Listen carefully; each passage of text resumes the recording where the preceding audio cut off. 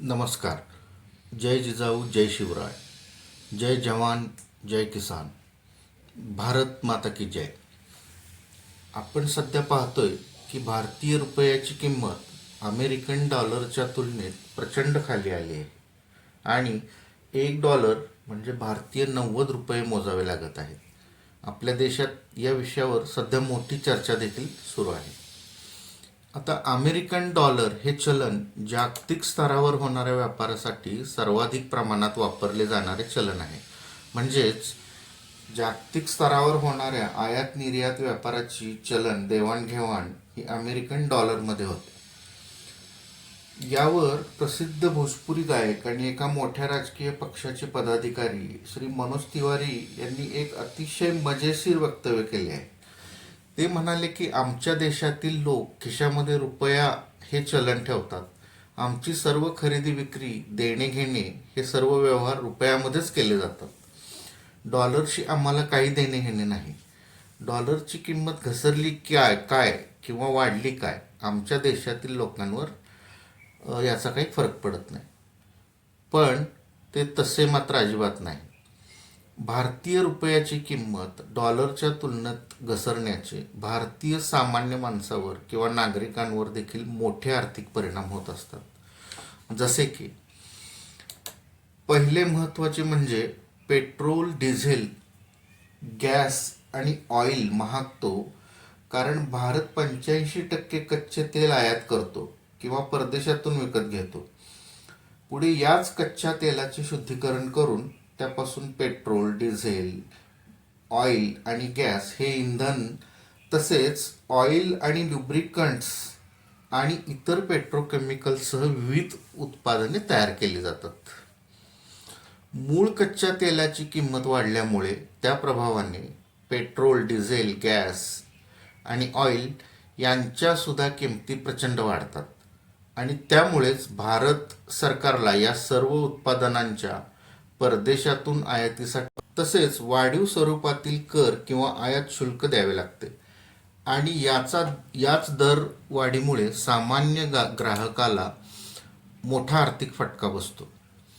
तसेच दुसरे महत्त्वाचे म्हणजे पेट्रोल, डिझेल, ऑइल आणि गॅसच्या किमती वाढल्यामुळे वाहतुकीच्या साधनांच्या किंवा माल वाहतूक करणाऱ्या साधनांच्या सुद्धा किमतीमध्ये वाढ होत असते आणि त्याच प्रभावामुळे फळभाज्या, दूध, पॅक्ड फूड, धान्य तसेच घरगुती वापराच्या वस्तूंच्या किमतीसुद्धा वाढत असतात. तिसरा भारतीय सामान्य नागरिकांवर होणारा परिणाम म्हणजे मोबाईल फोन, लॅपटॉप आणि इलेक्ट्रॉनिक्स वस्तूंच्या किमतीसुद्धा वाढतात. भारत मोबाईल फोन, संगणक, टी व्ही, कंडक्टर चिप्स आणि इतर ॲक्सेसरीज तसेच या वस्तूंचे सुटे भाग परदेशातून मोठ्या प्रमाणात खरेदी करतो किंवा आयात करतो.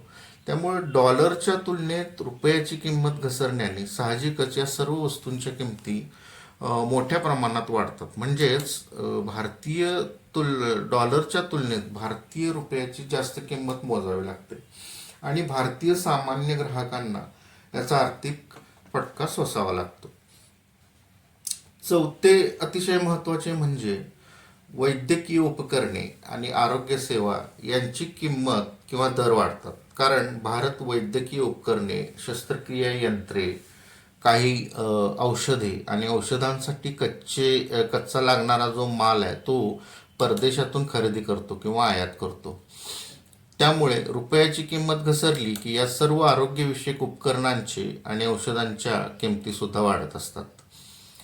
पाचवे महत्त्वाचे म्हणजे स्वयंपाकासाठी आवश्यक असणारे तेल आणि अन्नपदार्थांची किंमत वाढते, कारण भारतात अनेक अन्नपदार्थ तसेच पाम तेल, सोयाबीन तेल, ड्रायफ्रूट्स हे परदेशातून आयात केले जातात किंवा परदेशातून खरेदी केले जातात. त्यामुळे साहजिकच जेव्हा डॉलरची किंमत वाढते आणि रुपयाची घटते तेव्हा या सर्व वस्तूंसाठी डॉलरच्या तुलनेत जास्त भारतीय पैसे मोजावे लागतात. त्यानंतर महत्त्वाचं म्हणजे परदेशी शिक्षणासाठी किंवा उच्च शिक्षणासाठी जाणाऱ्या विद्यार्थ्यांना डॉलरच्या तुलनेत रुपया घसरल्यामुळे जास्त खर्च द्यावा लागतो. तसेच परदेशी प्रवास किंवा परदेशी पर्यटनसाठी भारतीय रुपयाच्या तुलनेत जास्त पैसे द्यावे लागतात. विमानाची तिकिटे, राहण्याची ठिकाणे किंवा झोपण्याच्या तात्पुरत्या ठिकाणांच्या सोयीसुविधा, उपहारगृहे तसेच परदेशातील स्थानिक ठिकाणांचा प्रवास यासाठी भारतीय रुपयाच्या तुलनेत जास्त पैसे द्यावे लागतात. त्यानंतर डॉलर या चलनामध्ये कर्ज घेणाऱ्या संस्थांना किंवा कंपन्यांना भारतीय चलनाच्या तुलनेत जास्त परतावा किंवा हप्ते द्यावे लागतात. मग या भारतीय संस्था किंवा कंपन्या त्यांच्या उत्पादनाच्या किमती वाढवतात. त्यामुळे साहजिकच भारतीय ग्राहकांना किंवा सामान्य नागरिकांना दरवाढीचा सामना करावा लागतो. त्यानंतर सोन्याची किंमत सुद्धा वाढते, कारण भारत परदेशातून डॉलर या चलनामध्ये सोने खरेदी करून आयात करतो. त्यामुळे जेव्हा भारतीय रुपयाची किंमत डॉलरच्या तुलनेत घसरते तेव्हा भारतात सोन्याची दरवाढ होते. तसेच सोन्यापासून घडवले जाणाऱ्या दागिन्यांची आणि त्यावरील मजुरीची किंमत सुद्धा वाढत असते. त्यामुळे भारतीय सामान्य माणसाला सणासुदीमध्ये तसेच लग्नसराईमध्ये सोने दरवाढीचा त्रास भोगावा लागतो.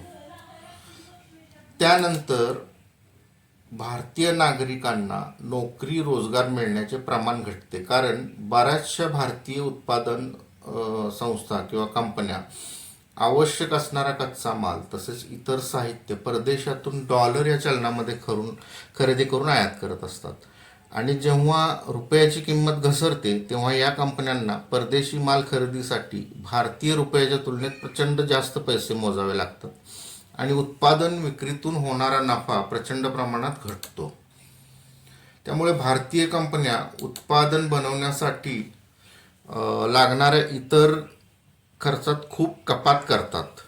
परिणामी ते नोकर भरती सुद्धा कमी करतात आणि सामान्य माणसाला मिळणाऱ्या रोजगारावर त्याचा मोठा परिणाम होतो. काही कंपन्या कामगार कपात करतात, त्यामुळे काम असणाऱ्या लोकांच्या नोकऱ्या सुद्धा जातात.